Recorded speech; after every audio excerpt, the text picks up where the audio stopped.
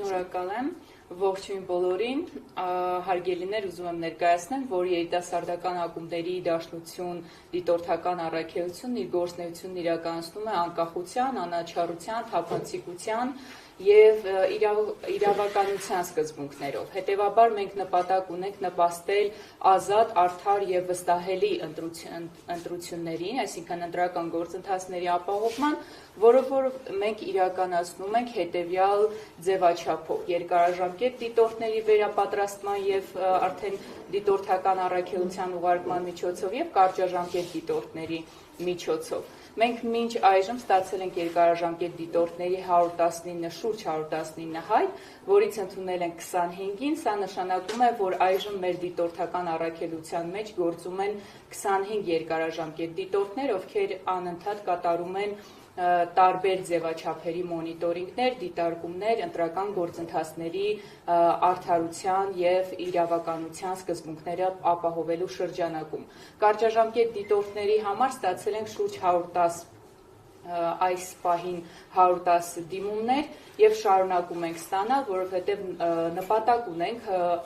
դիտարկել և մեր դիտորդական առաքելությունը տարածել Հայաստանի Հանրապետության ամբողջ տարածքում և ունենալ շուրջ 200 կարճաժամկետ դիտորդներ ևս։ Այս ընթացքում մենք մոտեցել ենք դիտորդական առաքելությանը որպես ոչ միայն դիտորդներ պատրաստելու, այլ նաև ակտիվ և իրավագիտակից քաղաքացի ձևավորելու ընթացքով, և սա մեզ հնարավորություն է տալիս դիտորդական առաքելությունը դարձնել կրթական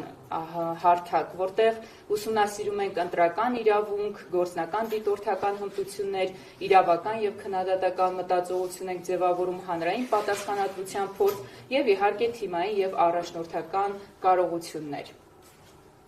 Մենք մեծ ուշադրություն ենք դարձնում արդարությանը, ինչպես մեր անվանումն ենք ընտրել արդար քվե, հետևաբար մեր թեժ գիծը փորձարկել ենք և ունենք թեժ գծի 4 խողովակներ, այսինքն ունեինք։ Սա ընդամենը խոսում է մի քանի օրվա մասին, որ գործադրվել է մայիսի 8-ից մինչև մայիսի 14 այս 4 խողովակների միջոցով, այն է երիտասարդական ակումբների դաշնության հեռախոսահամարը, թեժգիծ 010 588 768,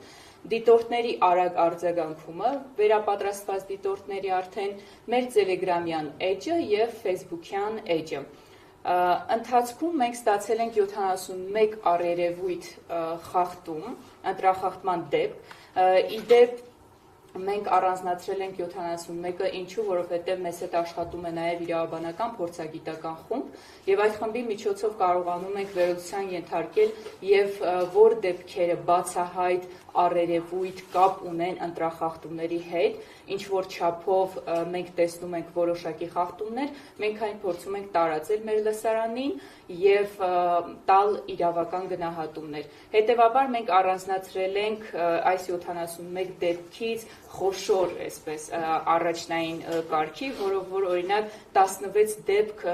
մենք արձանագրել ենք պաշտոնական դիրքի, վարչական ու պետական ռեսուրսների չարաշահման առումով, 12 դեպք ատելության խոսքի, նվաստացման, քաղաքական անհանդուրժողականության առումով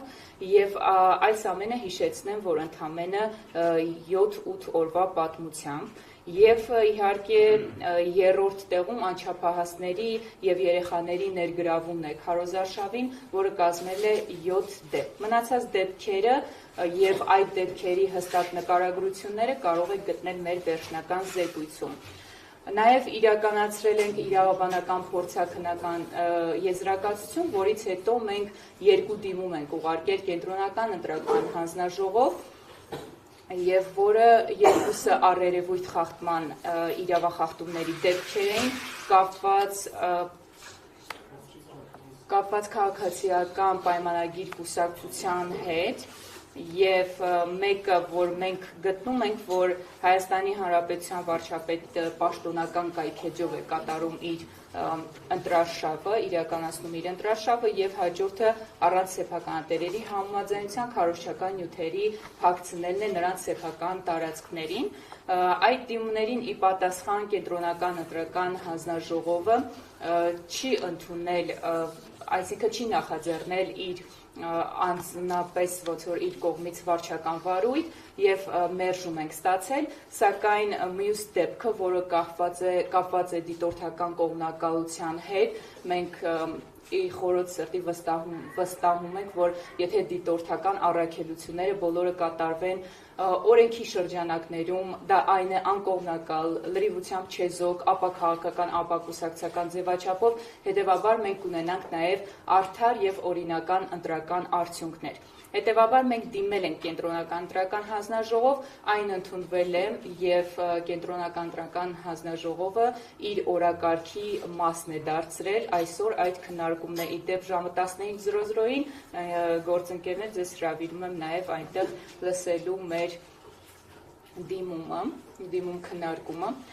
քանի որ մենք երիտասարդական ամենամեծ կառույցն ենք Հայաստանի Հանրապետությունում եւ մեր սահմանները միայն Հայաստանի Հանրապետության տարածքով չի սահմանափակվում, այլ նաեւ միջազգային ասպարեզներում ունենք մեր ներդրումը, որպես երիտասարդական ակումբների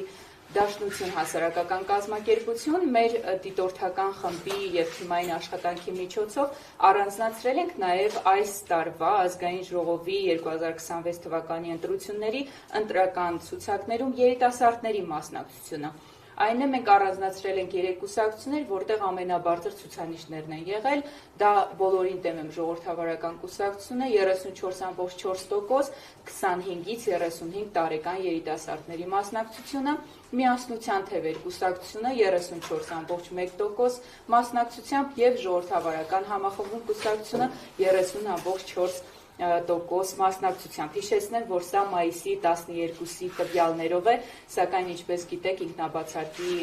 միջոցով նաև մենք ունենում ենք որոշ թեկնածուների դուրս գրում այդ ցուցակներից, հետևաբար հաշվի առեք, որ մեր ցուցանիշը մայիսի 12-ի դրությամբ է եւ ընդհանուր առմամբ բոլոր թեկնածուների հետ համեմատած երիտասարդների տոկոսը մեզ մի քիչ անհանգստացնող փաստ ենք արձանագրել 21.4% է կազմում։